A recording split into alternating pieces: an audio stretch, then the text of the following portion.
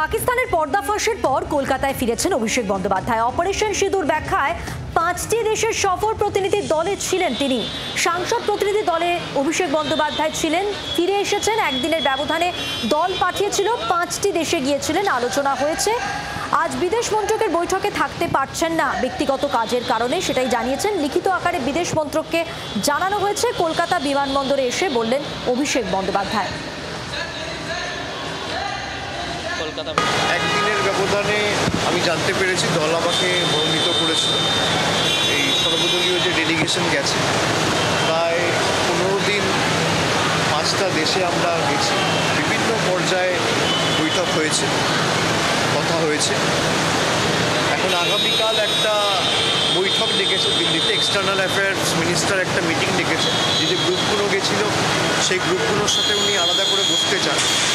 আর আজকে 4 তারিখ হয়ে গেছে, সুতরাং আমি কালকের বৈঠকে উপস্থিত থাকতে পারবো না। আমার পূর্ব নির্ধারিত কিছু বৈঠক এবং কর্মসূচি রয়েছে, যেহেতু আমি অনেকদিন দেশের বাইরে ছিলাম এবং ইতিমধ্যেই বাংলায় বাই ইলেকশন অ্যানাউন্স হয়েছে, কালীগঞ্জে নির্বাচন রয়েছে, আমার কিছু নিজস্ব এলাকার কাজকর্ম রয়েছে। আমি সেগুলো নিয়ে আগামী 2-4 দিন ব্যস্ত থাকবো। আমি বিদেশমন্ত্রী ফরেন মিনিস্টারকে জানিয়েছি, যে তার দপ্তরকে জানিয়েছি যে আমার যা মতামত, আমি আমার মতামত লিখিতভাবে তাদের জানাবো এবং আমি সরকারকে জানিয়ে পরবর্তীকালে আপনাদের সামনে আমার যা ফিডব্যাক আমি শেয়ার করব। বাংলার আওয়াজ, বাঙালির আবেগ, জি 24 ঘন্টা।